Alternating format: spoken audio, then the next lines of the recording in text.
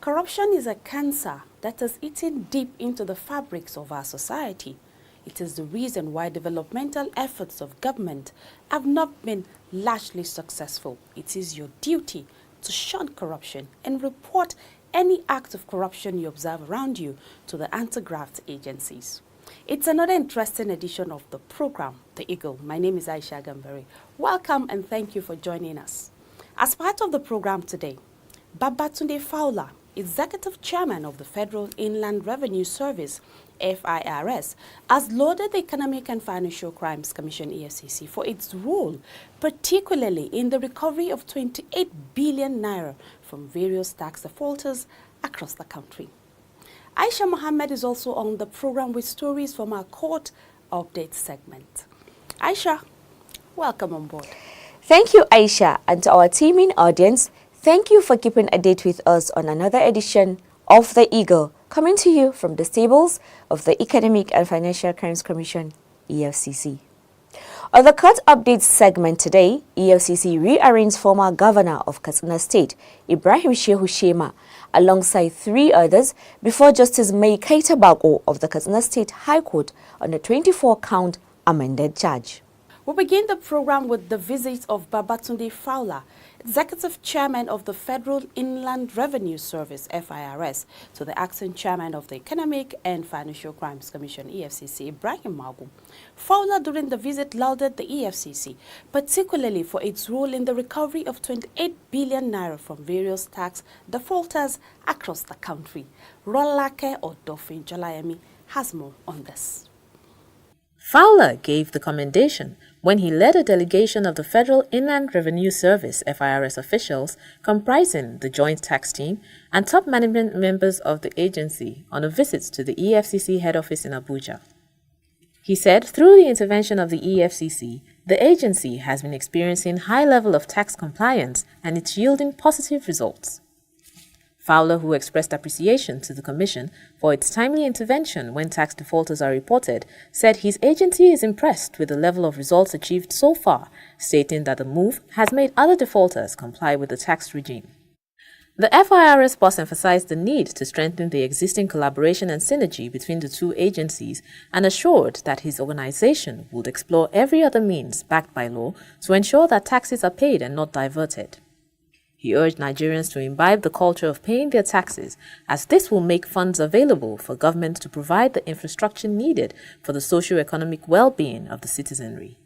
While thanking the EFCC for the tremendous support FIRS has enjoyed, Fowler called for more synergy, as his agency alone cannot curtail the activities of tax evaders without the collaboration of other national and international agencies such as the EFCC.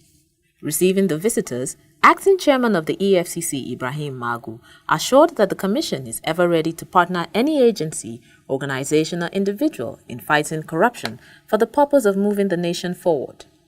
He appreciated FIRS for the visit and called on all Nigerians to join the fight against corruption right from home, offices and in whatever way they could in order to ensure a better future for the incoming generation. Still on interagency collaboration, the Executive Secretary of the National Universities Commission, NUC, Professor Abubakar Rashid, has called for the intervention of the Economic and Financial Crimes Commission, EFCC, in checking the activities of fraudsters operating illegal institutions in the country. The appeal was made during a visit to the Acting Chairman of the EFCC, Ibrahim Magu, at the Commission head office in Abuja. The visit, according to Professor Rashid, was a follow-up on the advocacy by the EFCC boss earlier in August 2017 for a course focusing specifically on anti-corruption to be introduced into curriculum of Nigerian universities. Magu had, during the said visit, promised that the EFCC would sponsor up to 20 PhD researchers on any aspect of corruption every year for the next 10 years. In response to the call, the NUC boss said his return visit to the EFCC boss was to present a draft curriculum of a course in cybersecurity and forensic science to the Commission for its input. While commending the EFCC's efforts in ridding Nigeria of corruption, the NUC boss acknowledged the assistance of the Commission in strengthening the Nigerian universities by creating an atmosphere for a corrupt-free academic system. Acting chairman of the EFCC, Ibrahim Magu, expressed delight over the visit. He said the EFCC cannot claim ownership of the achievement recorded in the fight against corruption in Nigeria, as the credit goes to every Nigerian who supports the fight against corruption. He thanked the NUC boss for the draft curriculum on the anti-corruption course, promising that the Commission would study it and make necessary inputs for its effective takeoff.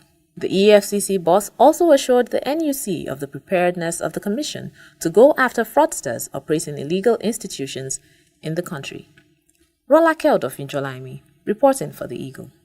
Thank you, Rolake. The stage has now been set for the Economic and Financial Crimes Commission, EFCC, to begin to investigate cases of infractions that go against the Public Procurement Act 2007. This was disclosed by Secretary to the Government of the Federation, Boss Mustafa in Abuja, at the 2008 Procurement Retreat for Chief Executive Officers of Federal Government Agencies and Parastatals. Here's Rolaka again with more details on this. Acting Chairman of the Economic and Financial Crimes Commission, EFCC, Ibrahim Magu, during his remark at the event, warned all public and civil servants, especially the heads of government agencies, to comply with the Public Procurement Act 2007 when awarding contracts and procurement processes or risk jail term. He vowed to step up the anti-corruption fight in the country, emphasizing that the war against corruption scourge has come to stay and cannot be stopped by forces fighting back. Magu said the EFCC will continue to remain steadfast in its onslaught against corruption offenders despite the many adversities facing the agency. The basic tenet of public procurement is straightforward. That is, acquire the right items at the right time and at the right price in the most transparent manner. Nonetheless, any variance with this established principle of procurement certainly lead to fraud and corruption in the system. Procurement fraud is multidimensional, from providing privileged information to prospective companies for a price or fraudulently abusing the bid and tendering process for the benefit of the higher bribe payer. Corruption in this regard creates devastating chain reactions because the quality of goods and services procured have already been compromised at the initial stage. This generates negative shock effects to the economy and further escalate socio-political crisis in the polity. Procurement fraud is one of the debilitating issues the EFCC is trying to mitigate. This aspect of fraud mostly feature in public sector corruption because public servants at the helm of authority in MDS more often try to steal from public coffers through abusing procurement processes. The anti-graft czar said even though corruption is fighting back, the Commission will continue to fight, insisting that the war would be won. He said the best strategy in fighting corruption is to bring everybody on board, and therefore called on every Nigerian to join the fight, as the government alone cannot achieve the desired success. Boss Mustafa, Secretary to the Government of the Federation, in his remark at the event, said some civil servants collude with contractors to subvert the rules of the Act. He said the federal government has given a directive to the anti-graft agencies in order to fish out public officers who go against the Public Procurement Act 2007 with the hope of punishing those found wanting. Mustafa, who was represented by the Permanent Secretary for General Services in the Office of the SGF, Olusegun Adekunle, vowed that any CEO found to have conspired with contractors to sideline the procurement process and procedures contrary to the Act would be dealt with. It might interest you to know that ICPC and EFCC, as you have heard earlier, are currently investigating cases of infractions against the Public Procurement Act, provisions of the Public Procurement Act 2007. And any public officer found to have colluded with unscrupulous contractors, consultants, or service providers to defraud or shortchange the federal government will be made to face the full weight of the law. The Director General of Bureau of Public Procurement, Maman Amadou, in his welcome address, said Nigeria's status as a signatory to the United Nations Convention Against Corruption, UNCAC, makes it important for all hands to be on deck in ensuring that the country escapes from the grips of corruption, which is often perpetrated on the heels of public procurement activities. No doubt that this impressive gathering is because of the importance attached to the ongoing public procurement reform.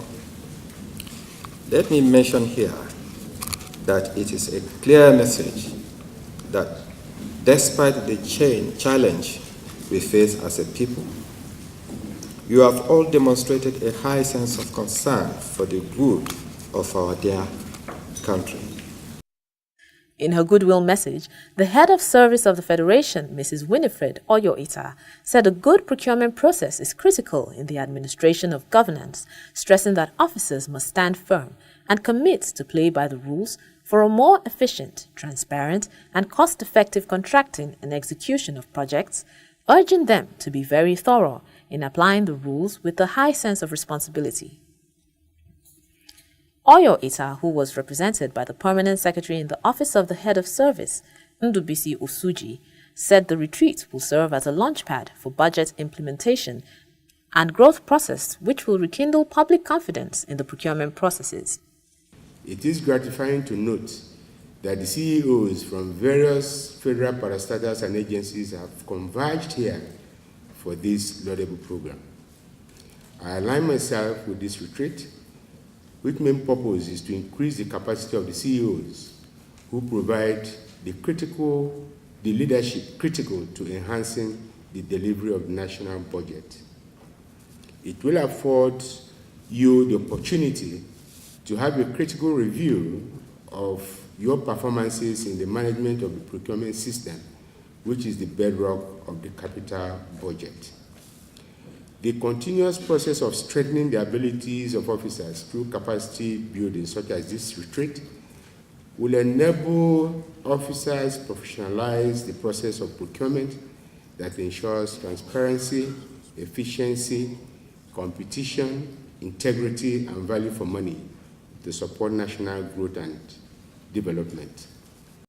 Also speaking at the event, Dr. Musa Abubakar, Acting Chairman, Independent Corrupt Practices and Other Related Offences Commission, ICPC, said it is important for all agencies to comply with the Procurement Act. He said the agency will not hesitate to go after any defaulting agency. It is important that we all key into the national anti-corruption strategy as it intends to mobilize all against corruption.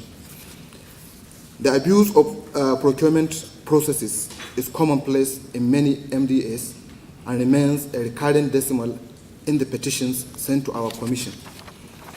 In addition, findings of investigation, budget monitoring exercises on capital votes have turned many infractions.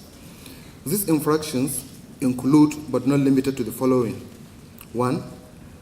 Price inflation of goods or services above the prevailing market price. 2. Awarding contract without budgetary provision, approval, and cash backing. 3. Overshooting the approved monetary thresholds. 4.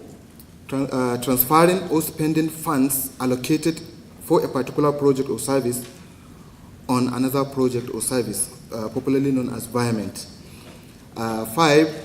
Bid rigging. 6.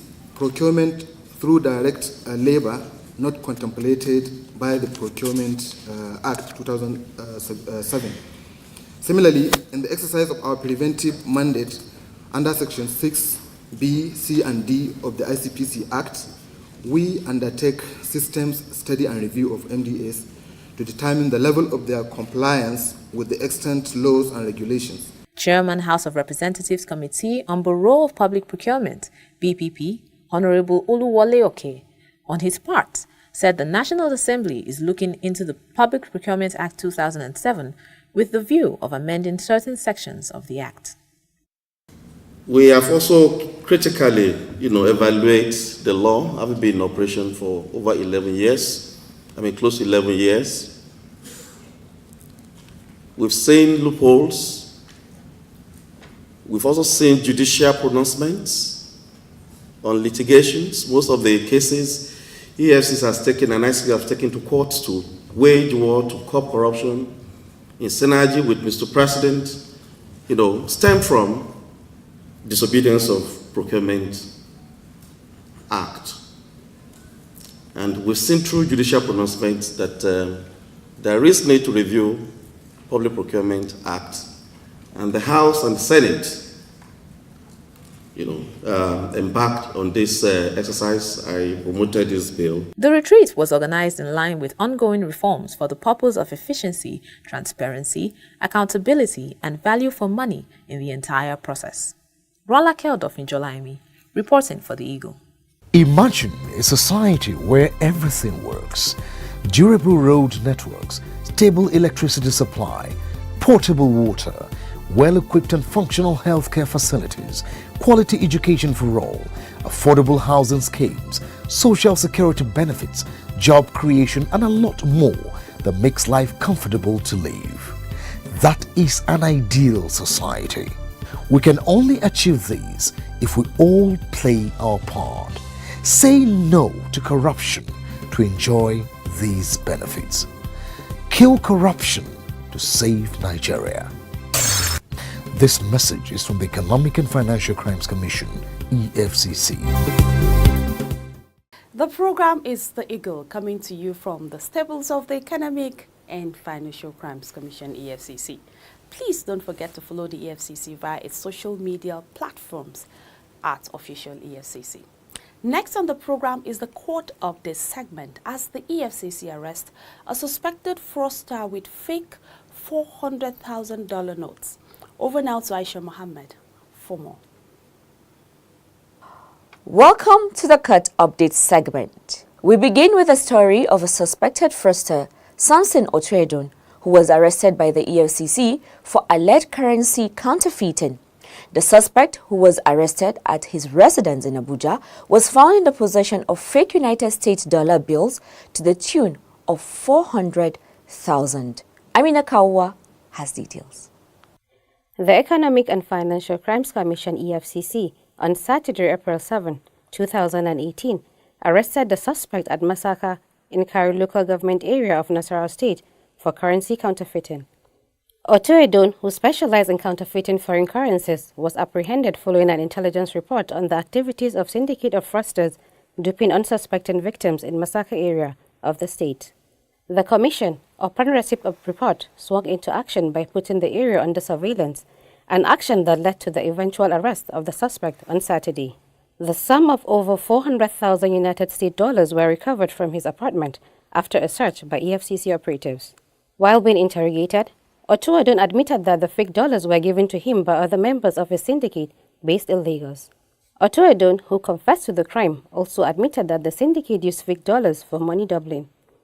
The suspect will be charged to court as soon as investigations are concluded. Amina Kawa, reporting for The Eagle.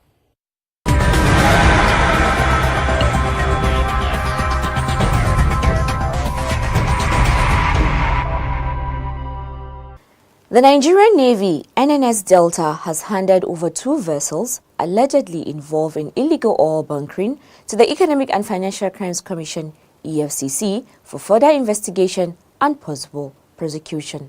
The report.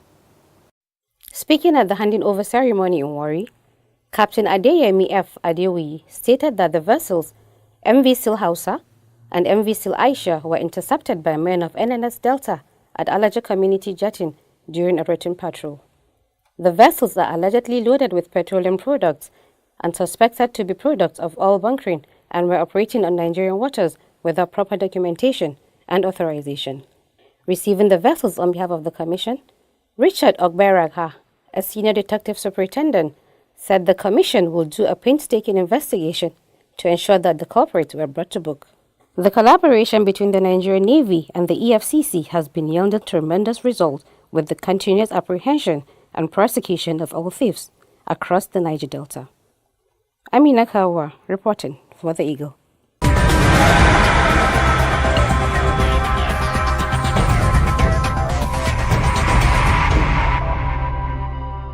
The Economic and Financial Crimes Commission EFCC has rearranged former governor of Katsina State Ibrahim Shehu Shima alongside 3 others before Justice Mai Kaita Bao of the Katsina State High Court on a 24-count amended charge for allegedly conniving to divert over 11 billion naira from the coffers of Katsina State while Shima was governor. Please stay tuned for more details. Others charged alongside Shima are Sani Hamisu Makama, Commissioner for Local Government and Chieftaincy Affairs, Lawal Hamad Rufai, Permanent Secretary, Ministry for Local Government Affairs, and Ibrahim Lawal Dankaba, Chairman, Association of Local Government of Nigeria, Algon, Katsina State Branch. The accused persons were first arraigned before the same court on February 21, 2017. On the last adjourned date, the prosecution informed the court of its victory at the Supreme Court, which dismissed the application of the former governor and his co-accused to stop his trial. And besides that, the prosecution also informed the court of its decision to amend the charges. At the resumed hearing on April 10, 2018, the 24-count charges were read to the accused persons and they all entered a not guilty plea, which prompted the prosecution counsel Sam Ologunrisha, SAN, who informed the court of his readiness to proceed to trial. Following no objection from the counsel representing the accused persons, the first prosecution witness, Ibrahim Dabo Bujawa, entered the witness box. Bujawa is a former Auditor General of Kano State who retired in 2004. In his evidence, he told the court that he chaired the Committee of Investigation of state and local government finances set up by the current governor of the state, Aminu Bello Masari. The witness also explained how monies belonging to the local governments should legally be distributed. He also revealed that his investigation revealed that between 2007 and 2015, when Shema was governor, the JAG committee did not meet even once as provided by the law. The witness was, however, cut short by the counsel representing the third accused person, B.Y. Kura SAN, who argued that the witness cannot give oral evidence on a written document.